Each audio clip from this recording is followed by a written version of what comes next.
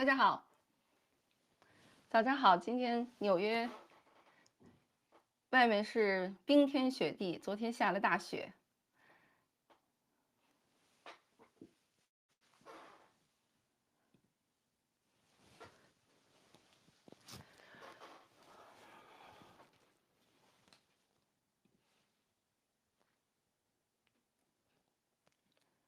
听得见声音吗？听得见，跟我说一声，我就很快开始了。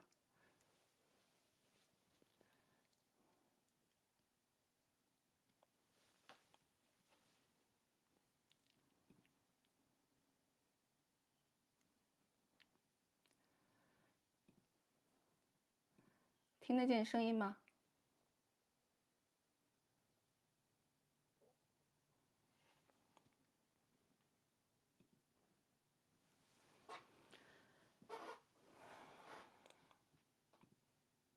太好了，好，大家听得见我就开始了。今天是1月20号哈，今天是美国的大日子，因为新一届的当选总统特朗普今天就就职了。预计是11点，他就在华盛顿做他的就职典礼。我今天讲的呢是跟他这2天做的事情非常相关的，但是是一个旷日持久的关于 TikTok 的这个 drama，这个长久的 TikTok 事件，现在呢进入了新的一章。我今天要快速的讲一下，就是为什么 TikTok 在美国被禁这个事件，现在走到了这样戏剧性的这一个时间点。我们梳理一下，截止到今天上午，关于 TikTok 这样一个最受欢迎的短视频分享软件在美国被禁。然后新当选的特朗普总统在他还没有就任前就已经发表了声明，说他一定会救 TikTok。而昨天早晨，在所有的这个美国的 TikTok 的用户手机上都得到了一条消息，就是他们的服务停止。可是14个小时之后又上架了，又回到了服务状态，而且还专门发了信息说感谢川普总统，因为他们要一起努力，决定如何解决 TikTok 在美国被禁的这个事件。所以就眼花缭乱的各种进展。那么今天特朗普当选之后，就是当选之后的第一次公开作为总统的就职以后，他已经明确在昨天晚上的这个 Victoria Rally， 就是他的胜利集会上，他已经说了，他今天会发布一系列的总统令，一定会改变很多事情的。那么美国对 TikTok 的这个禁令是不是也因此会改变？反正就一大堆看点。那么我们今天呢，就是先梳理一下昨天之前 TikTok 案件到底走到了一个什么状态。第二，我们其实要关注一下，就是老说禁令，在法律上禁了什么，这个法案是什么，然后最后最高法院的这次9名大法官最后共同的这个对案件的 review 得到了一个什么样的结论？为什么在1月18号、19号这个点上 TikTok 就宣布在美国下架？而为什么特朗普一上台以后要快速的做一个解决，来解决这个 TikTok 在美国被禁的事情？好像大家对纷纷扬扬的 TikTok 在美国被禁的这个事件都一直在听，但是在过去的几年里头，在法律上、在商业技术上、在技术的这个安全性方面，还有在两国中美关系的这个政治方面，TikTok 一直都在有很多的复杂的元素出来，可是可能并没有系统梳理，所以我今天整个梳理一下，先说一下我们知道的这个美国的针对 TikTok 的全国禁令到底是怎么回事？是2025年1月19日凌晨12点，从法律上，美国针对 TikTok 的全国禁令正式生效。然而，就在不到14个小时之后 ，TikTok 就部分的又恢复了美国用户的服务，而且还发了一个弹窗感谢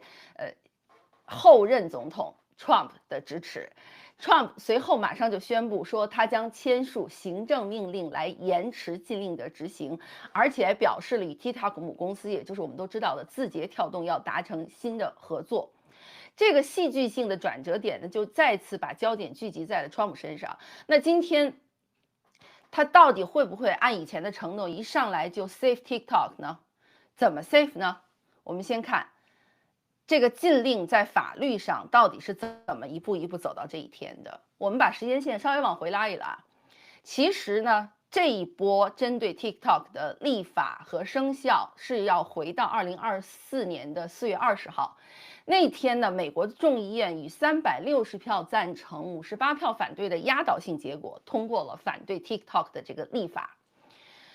众议院的少数党领袖，其实哈基姆·杰弗里斯就是 Jeffries， 在一个声明里就明确的表示说，此次针对 TikTok 和类似 App 的立法是为了解决正当的国家安全和隐私问题。4月23号，美国的参议院又以80票对19票通过了这个法案。我们再细说这个法案到底是什么啊？通过的这个法案呢，当时民主党的参议员还专门强调了，是为了防止外国对手进行间谍活动、监视、恶意操作，危害脆弱的美国人、这个军方和美国的政府人员。所以呢，在4月24号，在法院通过，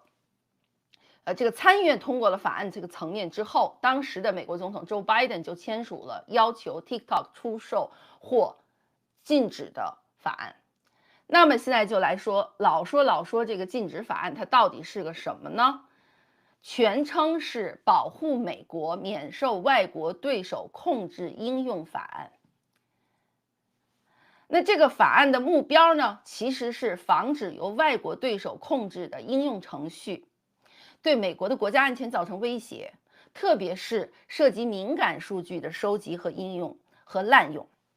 那么这个法案的适用范围是什么呢？它其实不仅仅针对 TikTok， 它针对的是外国对手控制的应用程序 Foreign Adversary Controlled Applications。它这个地方用的是 adversary 在英文里呢，比 enemy 要弱一点，就还没到 enemy 是敌人 ，adversary 就是确实是对手。那么这个法案它其实它针对的是 TikTok 和类似的，只要由外国对手国家不太友好的政治利益上、经济利益上有冲突的国家控制的应用程序。所以，而且它在这个地方控制是指直接或间接由外国对手控制的应用程序。那么，字节跳动和 TikTok 就是精准针对到这个分类里面。而且它这个应用范围还专门指定说，如果美国总统认定对美国国家安全构成重大威胁的应用程序，经过公开的通知和报告程序也可以被使用。那么他反复说的这个禁令到底是什么呢？具体的禁止是禁止任何实体在美国提供服务，并且以分发、维护或更新被认定为外国对手控制的应用程序也不行。就是你帮助销售、维护和更新这个软件也不行，这个应用程序也不行，你更不能在美国为这样的应用软件提供服务，而违反者将面临民事的执法和严厉的罚款。这个法案在法律层面的例外，就我们在法律上经常说，一个应用它可能有一些例外情况，这个法律不适用于什么地方呢？或者用什么样的方式就可以合规呢？就符合这个规定就不用再被禁了呢？这个例外和合规措施包括，如果应用程序通过合理剥离脱离了外国对手国家的控制，就可以免于禁令。所谓的就是个 qualified dispatcher，disvat 就是 disvat 这个词呢，就是指剥离。OK， 所以它这个合理剥离的标准包括确认这个应用程序不再受外国对手的控制，二是在不受控制之外，还要禁止美国的运营商和美国这整个以后的运营与之前相关联的任何实体在算法操作和数据共享方面保持合作。所以这个禁令其实是非常非常具体，在法律层面，大家怎么一梳理，可能就明白了。确实是都是见血来针对 TikTok 和类似相关的 App 的。然后我们再来看这样一个法案在 Biden 时间被通过，4月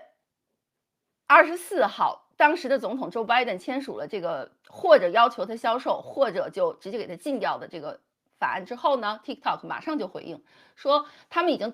资了好几十亿美元在这个 Texas 计划、德克萨斯计划来确保美国的数据安全，而且他们也保证说，我们会让美国的 TikTok 平台免受外界的影响和操控，而且他们反复强调了，第一就是不存在类似的中方有故意来控制美国数据，也反复强调说，在美国的应用和数据和业务都不受他们中国的母公司字节跳动控制，而且他们的这个 CEO 其实是这个周受资，他是新加坡人，他反复的面对公众。可是5月7号 ，TikTok 就是这样面对公众的解释和面对总统解释没有用，他就针对了美国的联邦政府提起了诉讼，质疑这个禁令的合宪性，认为违宪，说这个 TikTok 美国的应用用户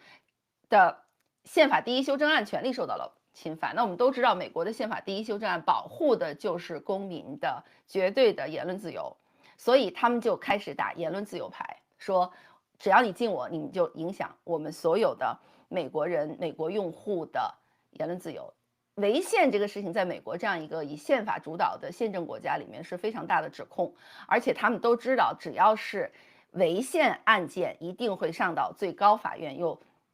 那9名大法官来做出判决。其实他就给自己买了很多时间。那么除了 TikTok 公司之外，5月14号，8名 TikTok 的用户还起诉了联邦政府，指控也是违反了他们自己的言论自由，而且说这个禁令的范围过于宽泛，违反宪法。12月6号，就到去年年末了，哥伦比亚特区巡回上诉法院拒绝受理 TikTok 对这个禁令的审查请求，而且法院的当时的3个法官还专门表示说，现在这个禁令针对的是美国的国家安全问题，那它比 TikTok 的第一修正案的言论自由权利更加重要，而且拒绝了 TikTok 暂停裁决的要求。很快案子就到了最高法院。12月16号 ，TikTok 向最高法院申请禁令，说要求在法院裁定 TikTok 的合法性或驳回案卷之前暂停禁令。TikTok 还说，请你们暂停这个禁令的话，可以给我们提供一些时间，也给法院提供一些空间，作为程序审查，来避免关闭 TikTok。而且他们从去年年底这一波大家都比较知道的TikTok 难民涌向小红书的大背景，就是因为大家都知道要被禁的这个时间马上就要到来了，所以他们公司层面一方面在向法院来要求进行程序审查，二呢是反复强调说，因此可以避免一直都在活跃使用 TikTok 的用户中断他们的使用。可是这些也还是在进行中，也并没有停止 TikTok 被禁的步伐。这个中间媒体就发现 TikTok 的 CEO 周受资，这个新加坡人，他去了特朗普的海湖庄园，而且见了特朗普。媒体报道说，他们2人专门讨论了最高法院的禁令请求问题。当时还是没到最高法院，最后12月18号，最高法院宣布要在1月10号进行口头辩论，来针对 TikTok 挑战联邦法律的这个review 请求、审查请求进行口头辩论。那么12月18号距离法院时间生效就没有几天了。12月27号，特朗普呢就用他的律师的口吻，当时他还是在选总统，特朗普就请他的律师给法院提交了一份文件，明确的反对了 TikTok 禁令，说如果最高法院介入，他在1月20号就职之后，就可以通过政治解决，让 TikTok 仍然在美国运营。1月3号，司法部就请求最高法院一定要支持 TikTok 这个禁令，而且给出的理由说是 TikTok 并没有提供足够的证据来证明他们需要暂停法律生效期。Trump 呢，他只是提出来了一个希望暂停，他作为总统，他有所谓的权利，但是也并没有说出个理由。1月10号，最高法院进行口头辩论，法官们普遍倾向就是支持这禁令，而且认为 TikTok 的母公司，这个字节跳动，他坚持要拿住中国公司的这个所有权的要求也算合理。然后我们就看到了1月17号，美国最高法院9-0的投票，最后裁定禁令不违反 TikTok 和美国用户的言论自由第一修正案权利，支持联邦政府基于国家安全的这个观点，支持法律通过。1月18号晚上10点 ，TikTok 自己关了它的服务。1月18号晚上，很多的 TikTok 用户呢，就在纷纷的涌去小红书当难民的同时，就开始在 TikTok 上做各种各样的告别。还有呢，陆陆续续就发现 TikTok 的一些服务就暂停了，大家就很紧张。我看到有一些用户在聊说，我们终于要告别了。过去这几年里一直听 TikTok 可能要走了，但终于来到这一天了。然后就 TikTok 这个时候其实就发动了一个基于消费者的一个民间请愿，你可以说是民间请愿，但它也是非常令人熟悉的这个民粹的这种操作方式嘛。周受资之前就在视频上反复跟他的用户喊话。那么在1月18号呢 ，TikTok 就直接向他所有的几亿用户发了信息，说你将无法暂时无法使用 TikTok。可能我们的观众很多人都看到这条推送了哈，只要你有英文的 app。他还想，但是我们已经跟总统 Trump 讨论。Trump 表明将在他上任后帮助我们解决问题，还最后结尾说 Stay tuned， 请大家稍安勿躁，不要走开。那么就回到了我开始节目说的，在昨天美国时间是周日1月19号的凌晨， TikTok 全国禁令生效。美国的 TikTok 用户一上线发现这个 app 用不了了。但是在这个地方要注意一点，美国的这个禁令，它只是禁止的不让用户在他的美国境内的 App 店里下载和购买 TikTok 的 App 和它的服务。但是这次彻底关闭服务是 TikTok 自己干的，所以很多用户形容说 TikTok 这次硬刚，字节跳动很刚，直接关了，而且表达的是一个拒绝卖掉，因为现在 TikTok 的整个的这个控股公司是他的中国公司字节跳动，他就坚决反复的讲了不卖，那么很硬刚的把这 app 关了。关了的实际结果就是使媒体全面的关注 TikTok 走向，而且就要关注特朗普总统要怎么救这个 app 了。所以截止到昨天早晨，我们发现昨天一天关于 TikTok 的事情，媒体上铺天盖地，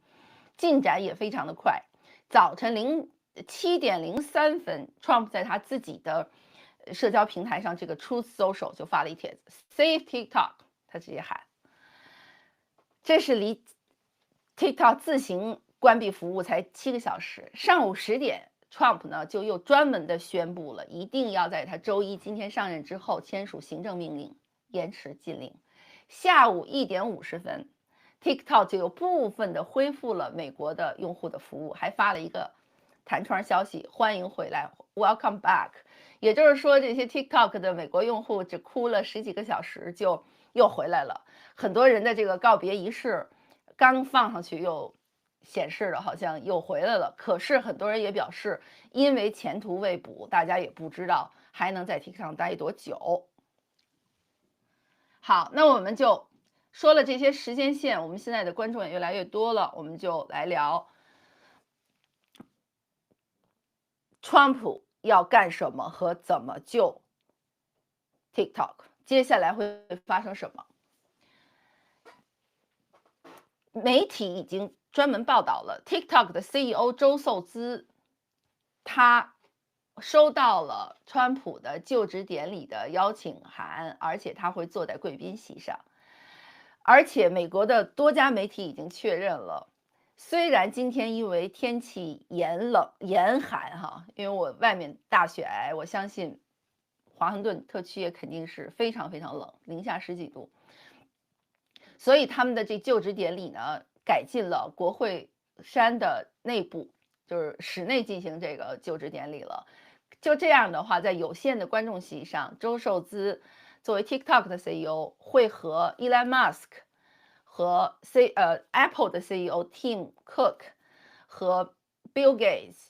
还有Amazon 的那个 Jeff Bezos， 还有就是美国这几家Mark Zuckerberg Facebook 的这几个互联网技术大佬，他们会坐在一起，作为技术代表团还是什么大亨代表团参加美国的总统的就职典礼。那么这个其实姿态在美国媒体上也评论了很多，社交媒体上大家讨论，就是感觉川普已经非常的明确的建立了一个跟资本技术大亨的新的寡头联盟。那么周受资属于这个小 club 的一员，而且今天早晨我看到的消息是，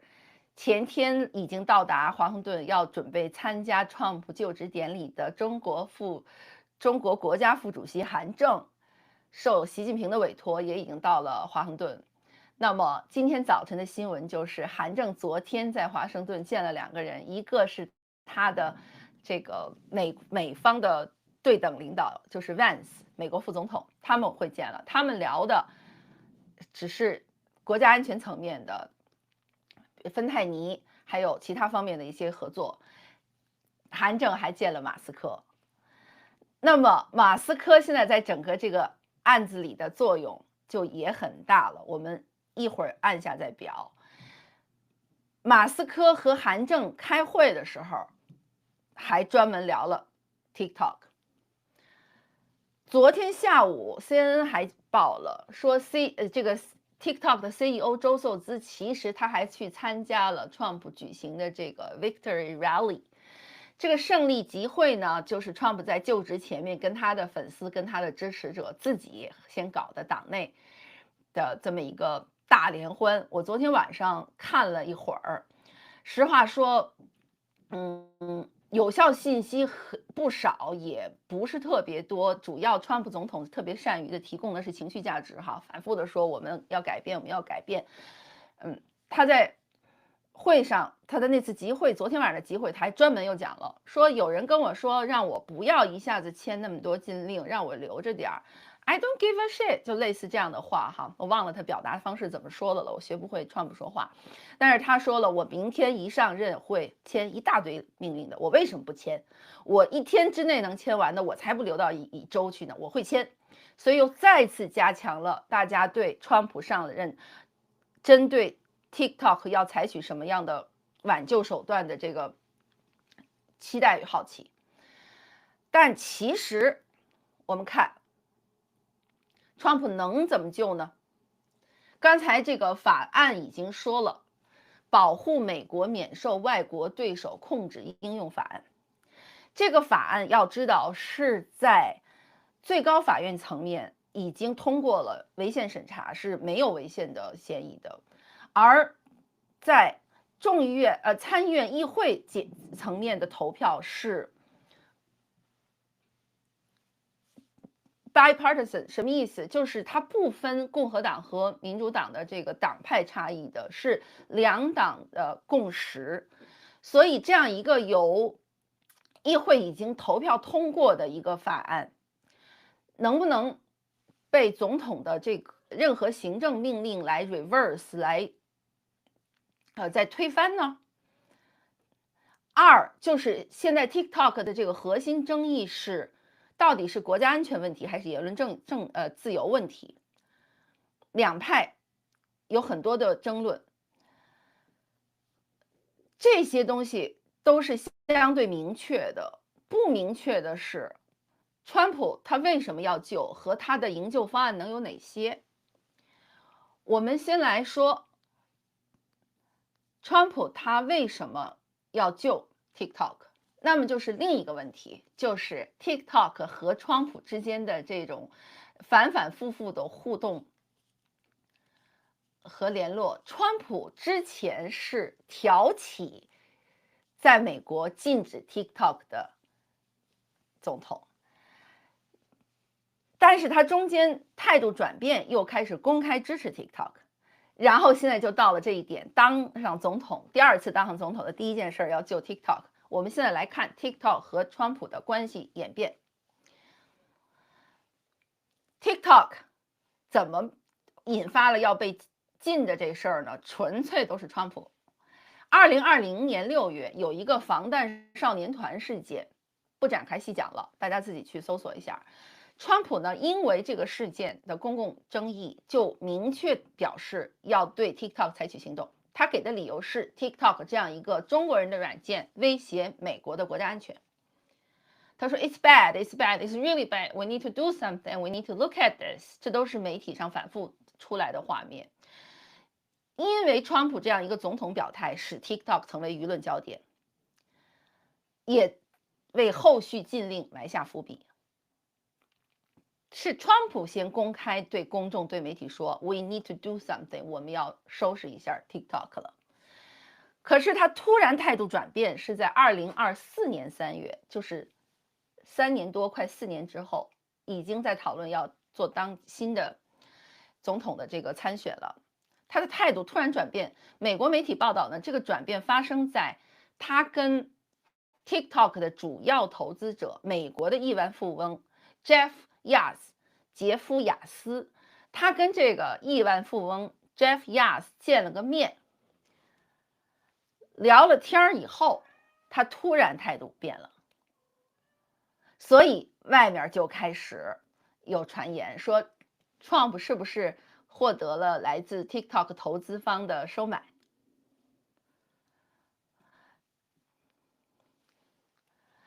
而且他态度转变以后呢，他就不再公开批评 TikTok 了，甚至开始为他辩护。中间还有一个小的插曲，川普和拜登在竞争选举前，他的阵营的人，他的支持者当然是一直在各种方式都在批评拜登。一个指责就是拜登也上了 TikTok， 就他们也入驻在 TikTok 上开了账户。但是当川普宣布参选，尤其是在见了这个亚斯前后吧，这个他自己也在 TikTok 上开了 app， 他自己也在这个 app 上开了账号，他自己还上了 TikTok，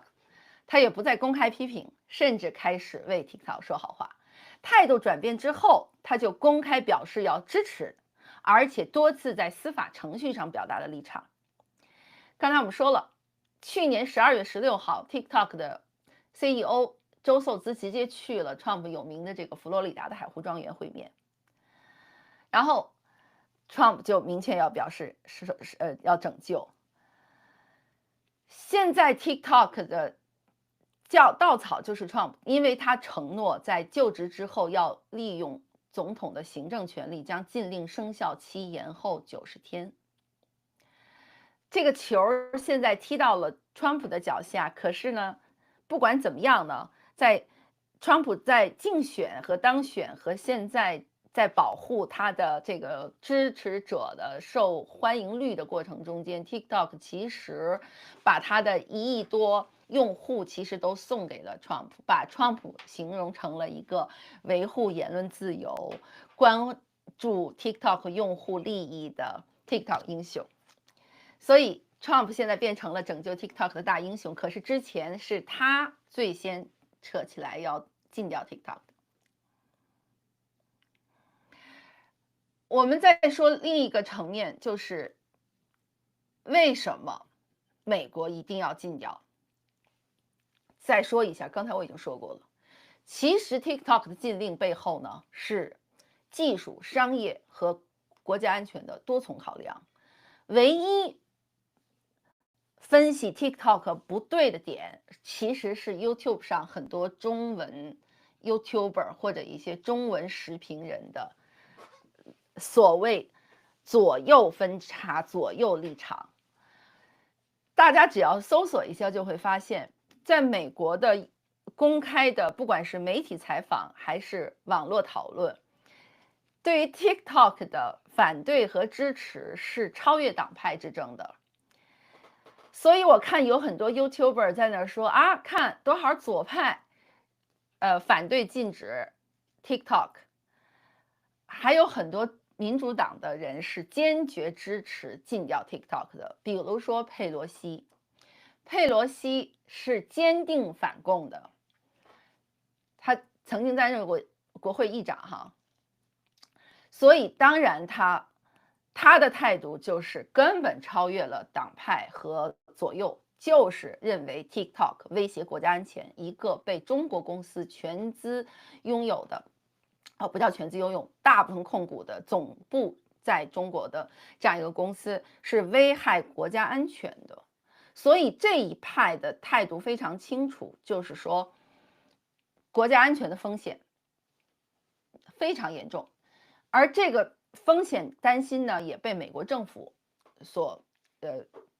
持有。美国政府一直在担心几件事情，一个是 TikTok 一定会遵守它字节跳动总公司的指令，帮助中国政府做情报工作，导致用户的数据泄露。而且这个用户数据泄露呢，之前其实媒体已经有一些案例来证明，比如说 Forbes 就是福布斯杂志就曾经报道过，一个是他们自己的记者认为受到了 TikTok 这个软件的监控，就是他的个人信息有泄露。此外，多家美国媒体也报了 TikTok 的数据，这个数据包括用户的位置信息、联系人名录，还有很多私信这些敏感信息，都存在技术风险，有可能被监控和用于其他受害的目的。其实我们只要熟悉在中国的网络环境和任何的 App 使用的话，大家都知道，只要任何一款中国的 App，它都有被监控的可能性。大家只要选择了用中国的 App，就已经从签署用户协议那一刻就知道了。反正你享受这种中文界面和这种服务本身的便利和功能本身的便利的同时，其实你就让渡了所有你的信息的保密性，这就不用再说了，对吧？所以，但是这一点在美国的这个国家安全的背景下，就显示的完全不能容忍。这是美国要禁 TikTok 的最重要的考量。而且，不管是拜登政府也好，还是其实很多美国的共和党的坚决反共的这种对中国非常强硬的议员，都多次表态，包括美国的很多内容创作者都在反对，说 TikTok 作为新闻和信息传播的重要平台，最重要的是它的算法，它这个算法机制是一定会用来影响公众认知的。这个只要大家用过，叫什么？字节跳动的那个新的软件，今日头条，大家都知道我在说什么。字节跳动这个公司当时张一鸣起家，就是因为他在技术上推动了一个绝对的算法控制内容走向的这么一个逻辑，就是我经常在节目里批判的。你想看川普，他一天到晚给你推川普；你想看大胸妹，他一天到晚给你推大胸妹。为什么？因为他们对用户的所有的个人信息、个人习惯、消费习惯、观赏习惯、分享习惯，都做了非常精密和具体的算法统计。它所有的算法执行的目的就是一个保持你在这个 App 上的活跃时间和使用时间，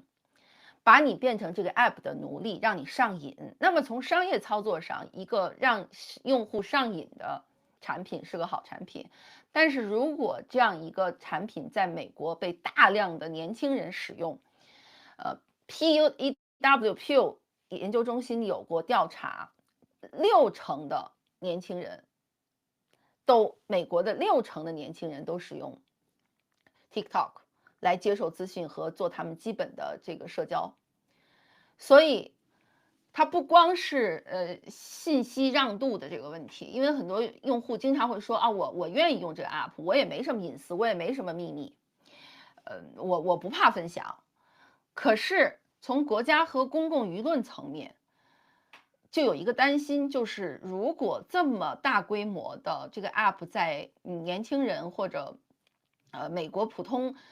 用户的手上如此活跃，他们占据了大量的这个用户使用时间的话，任何人只要想控制 TikTok 上的舆论和信息推送，他都可以做得到。所以这方面的讨论也非常多。那么美国人就认为一定要禁掉它，因为有潜在的通过数据收集和算法操纵，对美国的公众甚至美国的选举造成操纵的这种风险。这个讨论也是这2年一直有的，而且是两党共识。当然，共和党的人和民主党的人中间都有大量的这个反对中共的这种议员们在。我也反复说了，在美国，不管是反共还是反对中国对美国的影响力，这个是超越两党共识的，这跟左右一点关系都没有。我再次强调一下。那么在这样一个背景下，就我看了很多咱们观众都在问的哈，就是到底能不能卖？其实这个禁令给了一个免责条款嘛，就是例外嘛，不叫免责，就是例外。例外的意思是什么呢？就是如果你做这2件事，你就可以不，就是要不然你就变成一个美国公司，要不然你就完全摆脱中国的算法控制。可是这2个条件都是不可能的。一个是字节跳动反复的、明确的在过去几年里讲了，不可能卖 TikTok。而且中国政府其实因为有这个算法禁令，中国算法禁令是什么意思呢？就是说任何技术互联网公司不可以卖中国的核心算法。所以中国政府也对 TikTok 表态很多次态了，底下肯定不知道跟字节跳动团队说了多少次了，就是只要交易涉及 TikTok 的核心算法，中国政府一定出手阻止交易。这是技术上的难点，法律上的难点。还有一个就是像 TikTok 这样的规模和估值的这么个企业，有什么人能买得起呢？媒体有大量的分析。因为就算北京最后允许 TikTok 买了，如果这个交易是包含算法的，那它的交易成本就极为高昂。现在的市场的公开对 TikTok 的估值是2250亿美元，这是整个字节跳动这个公司的市场估值是，字节跳动整个的市场估值2250亿美元。但是 TikTok 在美国的业务的独立估值并不明确。我一会儿再讲，它有几个潜在买家都谈到要花多少钱来讲了。但是有一个预估的这种收购成本，美国有一个著名的大亨就叫这个 Frank 麦考特 McCourt。他现在呢是洛杉矶道士队的这个前老板，是个很有钱的这个大亨。他其实这些年呢给了一个方案，他认为 TikTok 在美国的业务呢估值是200亿美金，所以呢他表达出来了收购意愿，就是他作为潜在买家给了一个市场估值，大家现在都在用这个数字。而且这个 Court 他还先提出来了一个所谓的收购方案和融资方案，他也都公布给大家了。他说是希望通过以私募股权基金、家族办公室和个人投资者一起合作来完成交易，而且说他的团队里也包括这个古根海姆证券投资银行，就保证如果收购的话，控股的和控制 TikTok 业务的一定都是美国人。可是这样的大亨没几个人，一会儿我们再说，如果接下来要收购怎么办啊？咱们就先说到这个收购的可能性。收购的可能性，购买难点，我刚才在总结说了，再总结一下：第一，估值巨大，至少200亿美元。然后像这个 Macquarie 这样的超级大亨，他也要通过多方融资来找钱，这就一下子把收购这个方案的选项弄得非常有限，但还是可以的。第二，还有可能的解决方案，也是现在大家都觉得川普会做的，就是说服中国政府放弃这个算法的控制。这点呢，我看有可能，但是如果有的话，就是一个哇哦，这是一个哇哦，我又觉得不太可能。所以我现在比较担心的是，最后到底是美国屈服于中方，还是中国屈服于美方？我很担心是前者，就是美国之前禁的时候，禁的反复讨论的是国家安全层面的考量，虽然用户层面说，不可以禁，因为你要禁了是言论自由。言论自由这个非常宽泛，而且言论自由是美国的这个普遍宪法权利，它在最高法院的这个认定上已经让渡了美国国家安全这个威胁，所以美国国家安全的威胁是非常具体的。所以，川普如果要让从法律层面要推翻这个认定，让共和党和民主党的这个新的议会再重新去讨论和投票，来证明这个 App 并不对国家安全造成威胁，我想不明白他们怎么能通过这件事情。做不成。做不成的话，其实川普在嘴上口口声声说的要 save TikTok 就没有多少选项，他唯一可以做的现在是用他的总统行政权力将禁令的执行期就是有效的启动时间推迟30到90天。但是要知道，从法律规定上，这个总统权力只可能用一次。而问题在于，如果90天之后字节跳动还是不卖，这个禁令就仍然生效，而到时候问题就更复杂。明白了吗？就是之前川普这2天一直在喊的 "We'll save TikTok, We'll save TikTok"，其实他仍然是语言上的一个表态，就是他现在能够直接动用的程序上的权利，就是总统命令延缓这个法案的执行，延缓期90天。当然，他这个态度，他已经在话语之间来来回回说过几次了，就是说延缓这 ，then we have more time to think about it. It's a big situation. 他在好多地方都说这样我们要花更多的时间，这是个很重要的事情，这不是简单的小事儿。可是90天中间要决定了好几件事儿，一个是。而且川普在提这个90天的同时，他还在对媒体说，他说，他在他自己的 social 上也这么说的，他说认为要至少可以一个50%的控股，让美国公司控制50%，就是1:1的控制比例。但他这个方案自己在社交媒体上一说出来，已经遭到了国会的这个发言人Mike Johnson，就国会发言人的名字我突然想不起来了 ，Mike something， 他已经明确的表达了这个方案不行。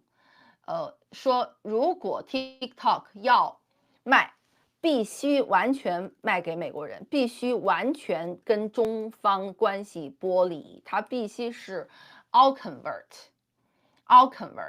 就是他要求不可以变成55。这个现在是议会的发言人的表态。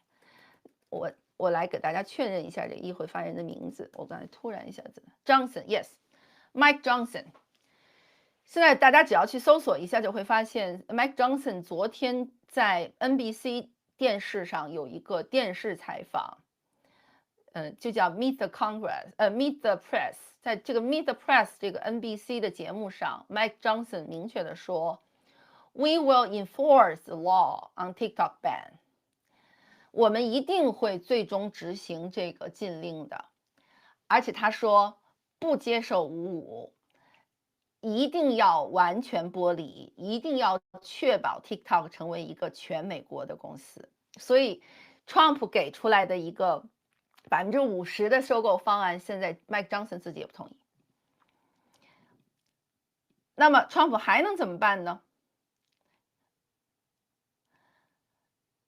政府可以不执行，政府可以在执法层面执行 implement 执法层面选择不执行国会已经通过的法律。但是政府不执行，就政府不再去处罚 TikTok， 可是 TikTok 继续运营还是会被视为违法。在美国这样行政和司法完全分开的关系下面， TikTok 一定要面对巨额罚款的。所以就算总统美国政府层面选择睁一只眼闭一只眼放掉 TikTok，TikTok 还是要面对处罚的，而且这个处罚是来自司法部，来自法律层面，不是司法部，来自纯粹的法律 judicial， 不是 administrative， 这就不是一个好办法。然后就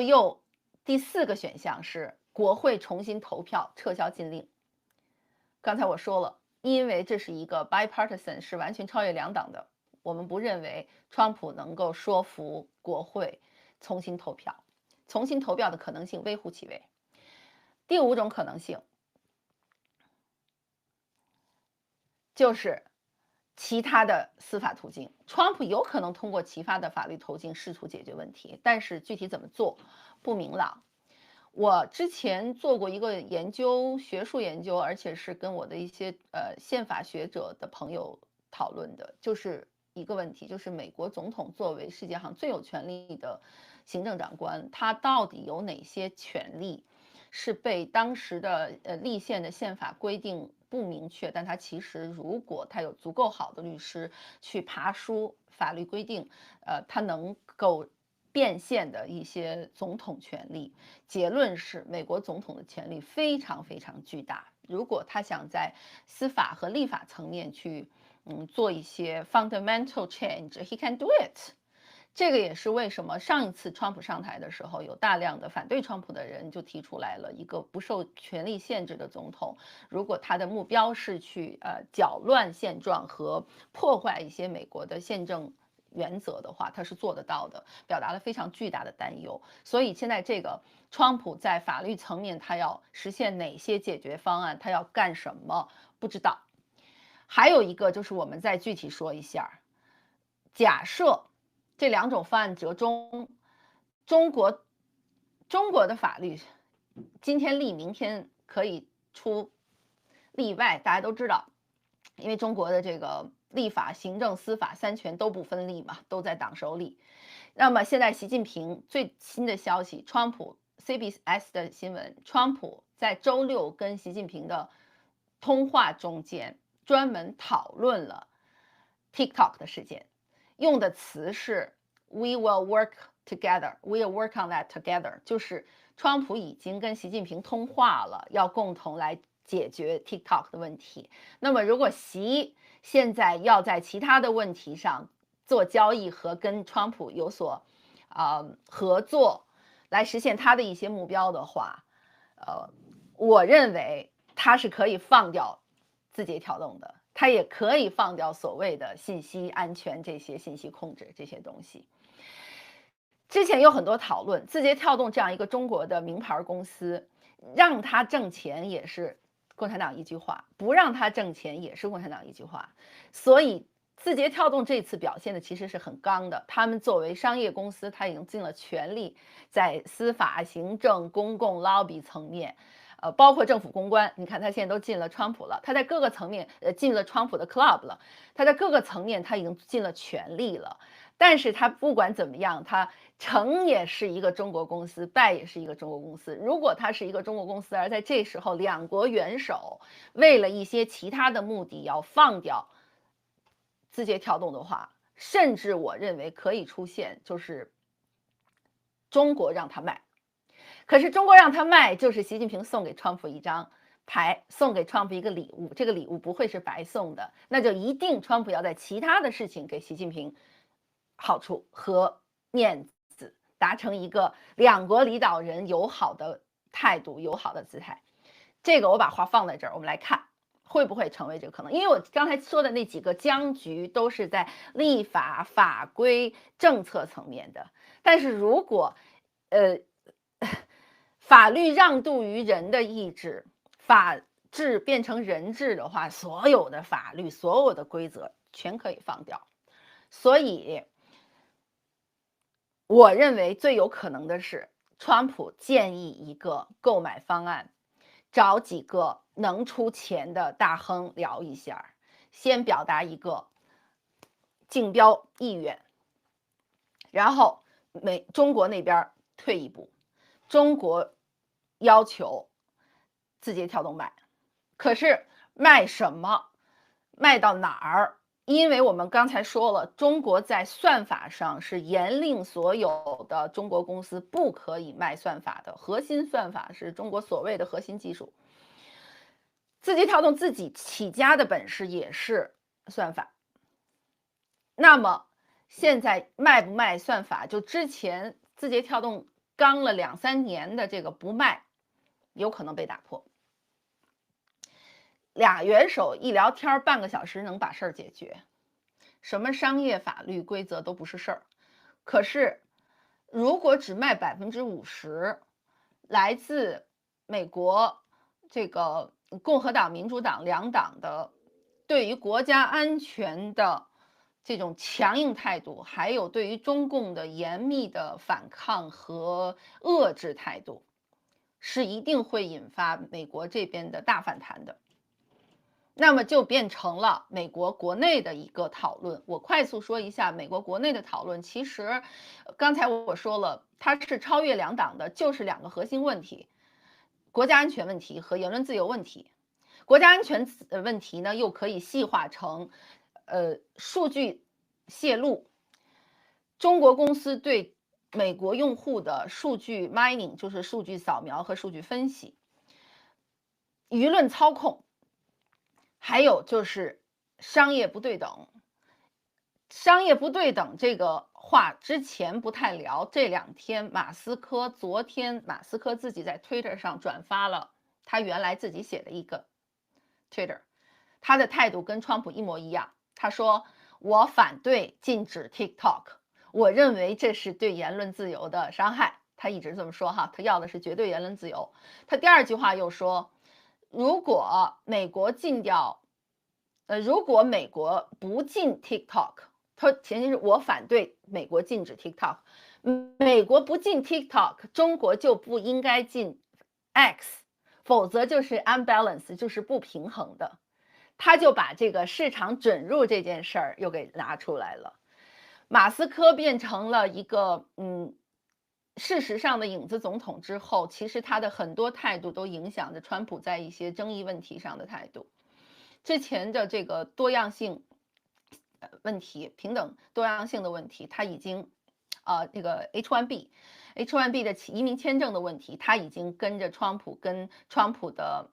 支持者刚了一次了，已经激怒了美国的国内选民。现在在 TikTok 上，川普和马斯克都是坚决反对禁止 TikTok 的。那么我之前分析过，在所有的共和党的议员和共和党阵营的人里面，其实川普和马斯克都是最不反共的，都是对中国最友好的。他们给中方传达的信息也是一切可谈，一切都可以交易，一切都是生意。马斯克就简直现在就是说的是要治国像治理公司一样哈。所以马斯克杀出来一脚，表达对 TikTok 的严重兴趣，这个有可能成为一个解决方案，就是川普建议马斯克收购。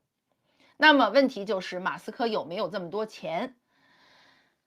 目前看的是他没这么多钱。很多美国媒体自己都分析了，马斯克自己的这 TikTok，包括他的 SpaceX 都有资金困扰，所以他的钱从哪儿来呢？我们也不知道。可是他现在跟北京的这种密切关系，和他因为特斯拉在中国市场上的这种优势，他好像成为了一个中美双方中间的这个 mediator，一个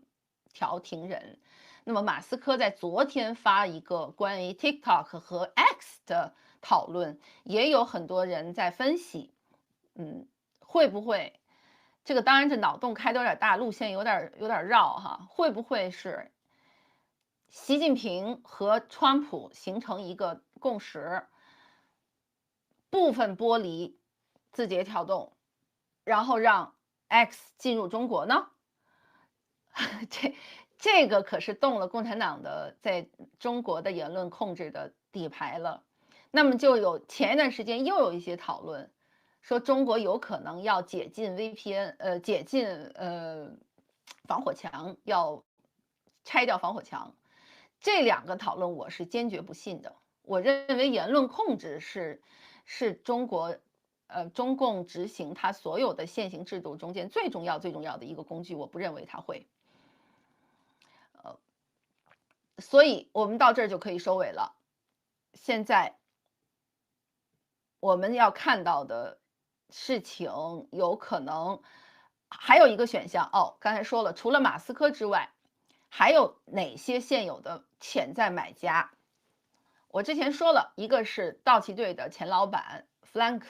麦考尔，他提了，他说他可以不买算法，收购 TikTok 的美国业务，估值200亿美元。第二个大亨欧文·欧莱利，Kevin O'Leary，他呢是 Shark Tank 的明星投资人，是个明星投资人，他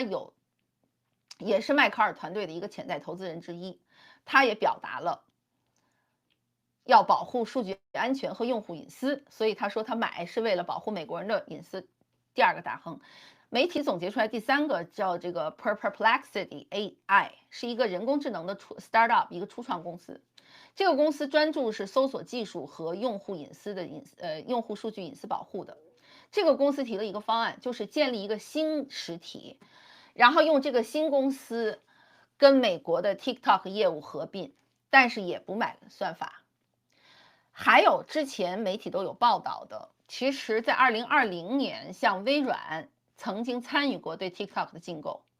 ，Oracle 甲骨文也曾经跟 TikTok 在数据存储上合作过，而且这个 Oracle 的创始人 Larry Ellison 是 Trump 多年的支持者和金主。还有就是沃尔玛，美国最大的这个零售巨头，他2020年和 Oracle 和甲骨文两家公司是尝试一起收购 TikTok 的，但是当时都没谈成。所以这几个潜在的 Trump 的金主朋友，会不会出钱给一个竞价，然后等着 Trump 去跟习近平谈，都有可能。我现在我自己的播报就到这儿了，说完了。我们今天呢，总结一下聊的 TikTok 呢，不仅仅是一个简单的商业冲突，它是在中美两国关系中间的一个特别体现美国社会的司法、行政、立法、媒体四方关系的一个浓缩的案子。它是技术、国家安全、国际政治复杂交织的一个缩影。从立法到司法，从商业到公众，这个事件很多方面都表现出来了一些有意思的特点，但是唯一不表现的特点就是所谓的左右之争。所以我再次请求我的观众，大声的聪明的观众，摆脱中文 YouTube， 摆脱 Twitter 上那些用中国思维去讨论美国问题的人的一个叙事，好像一说支持 TikTok 的，就是支持个体发展，支持中国，反对 TikTok 禁令的就是左派，这些都是胡说。在美国的现在的原则下面，TikTok 的用户确实是年轻用户。短视频对美国社会在内容层面和操纵公众的思考层面的争论和讨论很多很多了。TikTok 确实有涉及到言论自由和宪法权利的问题。反对禁 TikTok 的人就都在说，你这样就影响了 TikTok 用户的宪法权利，伤害了上面很多需要用 TikTok 这个平台做内容创作、做收益、做小商品、小生意的这些人的商业权利和个人言论。而支持禁掉 TikTok 的人非常具体。一个就是反对中国公司、反对中共的信息控制、算法操纵公众这样的方式进入美国社会，而且表达了一个中国公司对美国的数据安全、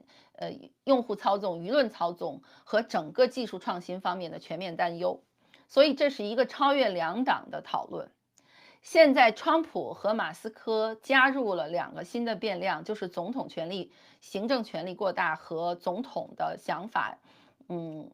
会变这样一个变数。还有就是马斯克现在把是不是要突破对像 X 这样的美国技术公司和服务公司的禁止，作为一个选项放在桌子上了。但是不管怎么样，接下来90天之内。一个是我们的看点是今天晚上，我相信到今天晚上，川普就会宣布他 Save TikTok 要怎么干。我会看，如果值得讲，我再加播一次直播，请大家都关注。第二就是如果按我现在的分析，他给了90天的延缓，他在这接下来的90天要跟议会、要跟商业界、要跟公众。和跟他的特别助手马斯克做哪些合作和表态，我们也可以看。当然，我们更重要的看点是他上台以后，他会怎么处理跟习近平的关系，他怎么处理跟共产党的关系，他怎么在中美各种冲突和利益分歧上做出自己的新政。好，我们今天的播报就到这里。我给大家10分钟提问，然后我就结束今天的直播。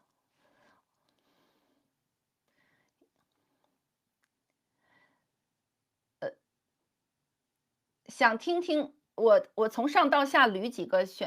问题吧。磊婷还叫婷磊，想听听大声姐说说对小红书对账现象的看法。小红书对账，我因为在我的 Twitter 上明确讲了，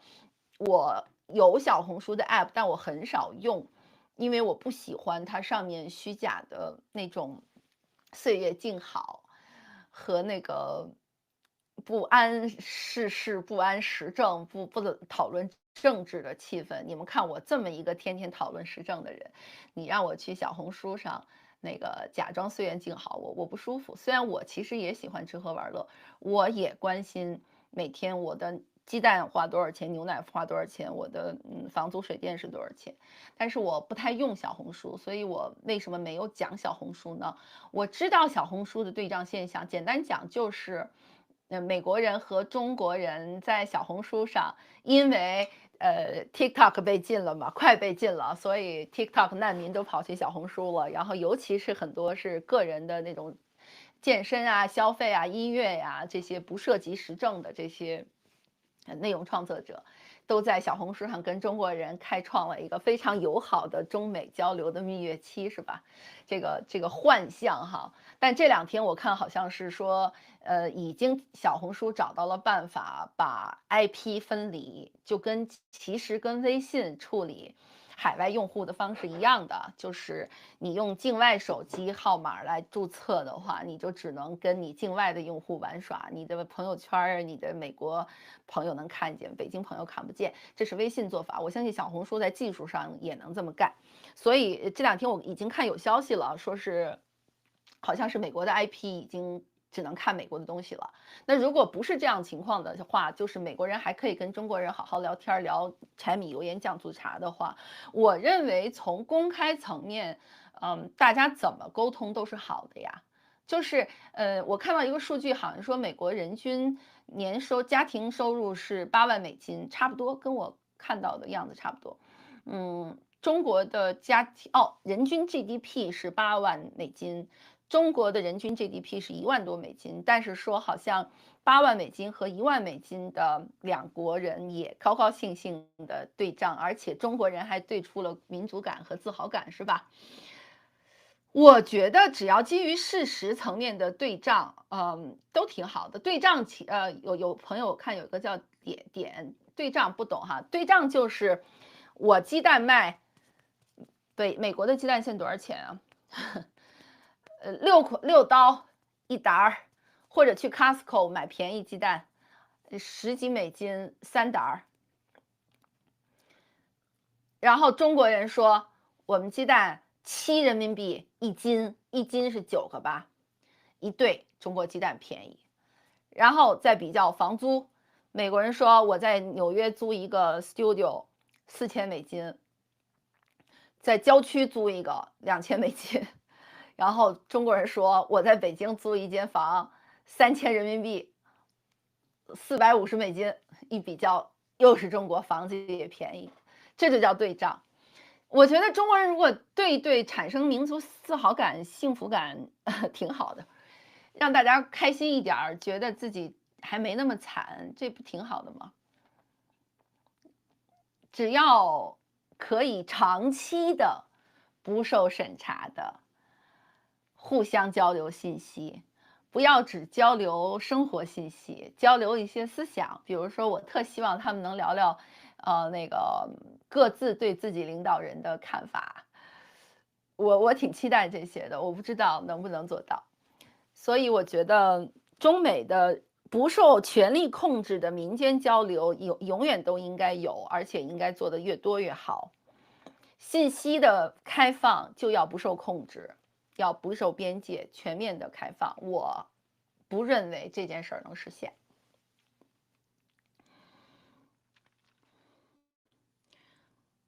下一个问题，我再回答2个问题我就结束。我之所以要现在控制直播时间的一个原因，是因为有我的观众给我留言说，他们都在把我的内容，用各种各样的方式转成音频啊什么的往墙内传播。虽然这样做对于我大声的 YouTube 流量就完全没有帮助了。其实我们还是需要靠流量和这个观众的评论和活跃度来有一点小小的收入来维持正常的运营，虽然也还是 cover 不了。所以如果你们下载了再传播的话，我就没有任何流量了。但是我完全理解，我也感谢，因为我相信朋友们如果觉得我的内容好，才会专门去传播，去往墙里去搬。所以他们跟我说要控制时间的长度，因为太长了说好像就不好搬了。这是一个原因。二是我觉得像这种直播可以更经常做，所以每一次也会控制时间吧。最后一个问题，我看好像都是评论，没有问题呀。有一个观众，我的会员，你这个是个日文名哈，我念不出来。大生姐觉得海外华人有成立机构媒体在海外进行电视放送的可能吗？还是只能依托互联网？这是个好问题。你要投资吗？你要投资做成立媒体吗？我是非常非常期待有更多的人愿意出钱出力出资源出各种的需求来做独立媒体的。我认为可能性当然有了，没有什么难的。实话说，现在技术的难度很小。可是机构媒体做电视放送，这是很具体的问题吧？一个是等于你要成立一个电视台，那么问题就来了，你需要成立一个电视台吗？美国的全国电视台有好几家了呀，NBC、ABC、CBS。更不要说 CNN，还有半岛，这些都是我们在海外的华语听众可以看到的电视台。然后所以我觉得如果只是为了成立一个电视台而成立的话，技术上只要你有钱，当然可以做得到。但是，成立一个公司，它需要有非常具体的市场的 niche，你要看你的海外华语市场能不能撑住你这样一个电视台。二就是你做一个这样的一个机构媒体，你的定位和目标是什么？如果只是为一些投资者挣点钱的话，首先你能不能挣到这个钱？你能不能在你的新闻的专业和媒体内容的专业中间和商业成功之间拿到一个平衡？这是要考虑的问题。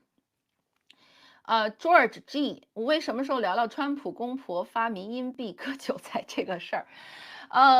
会员提问我一向全都回答哈。先谢谢 George 你提这个问题，我看到了。我在 Twitter 上，我请大家也关注我的 Twitter。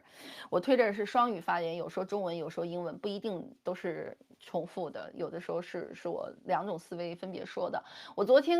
很惊讶的发现了，川普已经发币了。也有为他叫好的人说这是私币，甚至我认识的一些朋友，都说这是私币，谁都可以发。我不这么认为，我认为，一个美国总统，甭管他是马上就任还是已经要就任了，他至少是 elect 当选总统，美国总统你绝对是公众人物，公众人物在美国的宪法规则里面是需要被接受媒体的强力监督的，就是你是主动公众人物，你作为政治人物，你是没有隐私的。所以他之前上一届就面对的，比如说税的问题，比如说多年他以前的公司不报税，就受到了很多的司法上的审查，他都就这么划水划过去了。所以反对川普的人会说川普是一个大罪犯。现在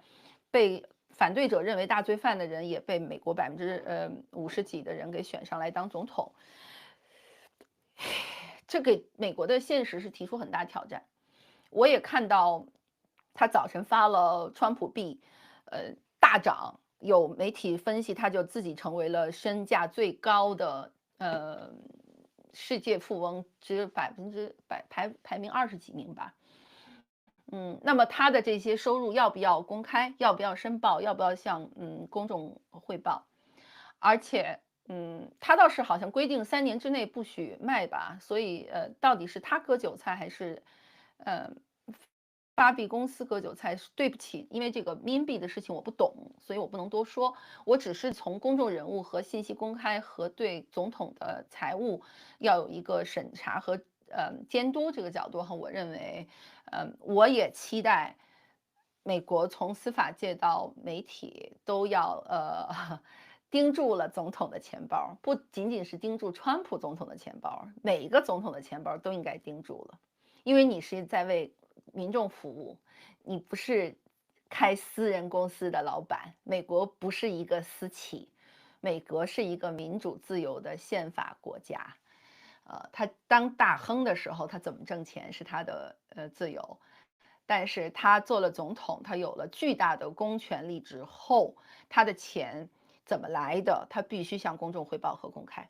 那他老婆跟他是一个态度啊，就是总统夫人、第一夫人 （First Lady），在告知责任和对公众的这种宪法义务方面是同等的，跟总统。我说到这儿，但发币这件事儿我不懂，所以我不聊。UN1483大生有联系李老师来找融资的打算吗？这个也请看我的 Twitter。我其实，在李老师发币的时候，我就写了一个公开解释。我听说有一些欧洲传过来的消息说讨论李老师在支持大生。首先这个不是事实，李老师是朋友，我觉得他做了很多非常重要的事情和有意义的事情。他在 Twitter 上的努力我们都看见了，非常好，他也很辛苦。我也上过他的节目，我是很关注他的，我希望他能一路做好。我相信他对中国民主自由的这种努力和信念都是非常真诚的，他也在用他的方式在做。但是他发币这件事情，整个的操作，我认为可以从程序上和各方面都做得更好。但是我在 Twitter 上已经说了，事实就是我从来没有跟李老师谈过这件事，我也不会跟他在近期聊这件事情。但是我关注他，我对他有所有的美好祝愿和善意，而且我认为他在突破信息控制啊，这个分享公众的这些被审查的信息方面，他做了很多事情。我也相信他是很真诚的。当然，我觉得他的发币的程序、他的方法、他的公布的那个内容，还有包括他整个的这个思考的路径都不成熟。我要是如果我在他的 if I was in his shoes，就是我如果在他的位置上，我不会像他这样的方式来操作。但是我不想评论，我之前没说，我现在也没说，但因为是我的观众来提问，我就知无不言。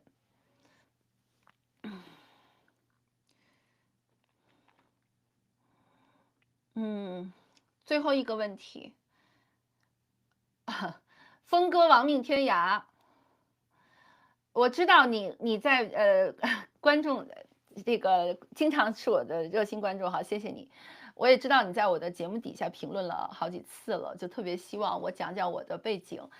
你的问题是大生为什么在媒体机构跳来跳去，然后现在又单干了？首先这不叫跳来跳去，我2003年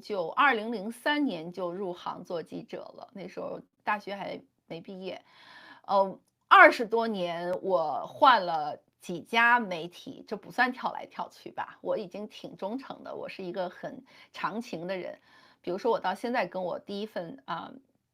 机构媒体的同事都还有保持着很好的关系。所以我最初在CCTV 那个时候是因为在北大读书研究生，所以去实习，但是也那时候制片人现在也都是朋友。然后就去了南华早报，做了6年半。现在一个年轻记者在一个报纸里做6年半是挺不容易的，而且我们当时是做日报、做深度我都做，所以那6年半其实很超负荷的。但我现在跟南华早报的总编朋友的现任的记者都关系很好，所以我是个很长情的人，不存在跳来跳去。我觉得后来包括人物啊、南华端啊、BBC 啊，就这么几家。为什么呢？一句话吧，我一直是很希望在我自己的能力上有所提升，而且我跟我任职的机构是一个共同成长、互相成就的关系。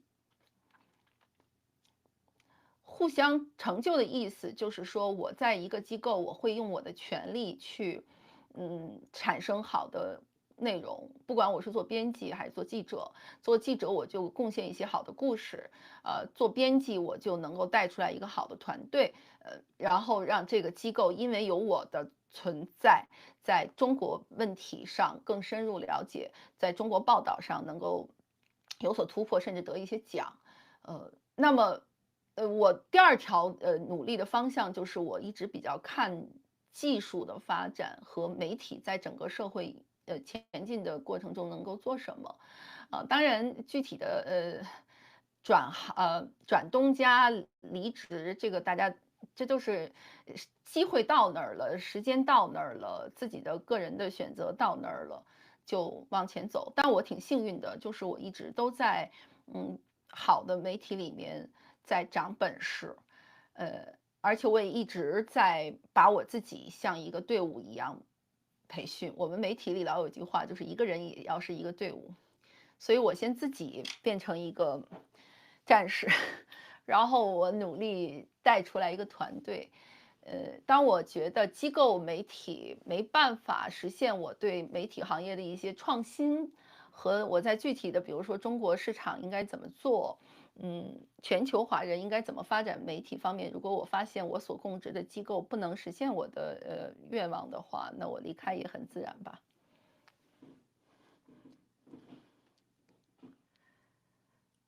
好，我们没有更多问题了吧？没有更多问题，谢谢大家。Leisure Joker 说大生姐作为独立媒体人很专业，谢谢你，我也我也希望尽量专业。我觉得我们做独立媒体的，独立是要独立于一切影响力之外的。专业是技术和专业技能，它并不是一个把别人推开或者显示着自己比别人牛的说法。啊，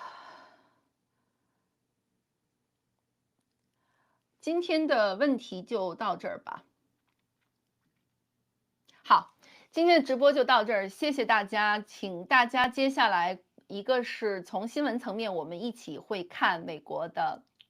新的总统上来以后，他会做哪些事情？当然，在这个 TikTok 的新闻事件里面，更具体的，我自己也会关注川普今天就职结束之后，他会签哪些总统令，他会怎样救 TikTok，然后各方会怎么表态。更重要的看点，我认为是，川普和韩正和习近平，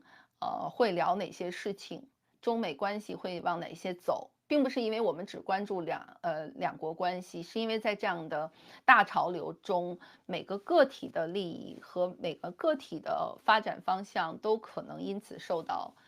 影响。我们当然是希望，中国不要打仗，中共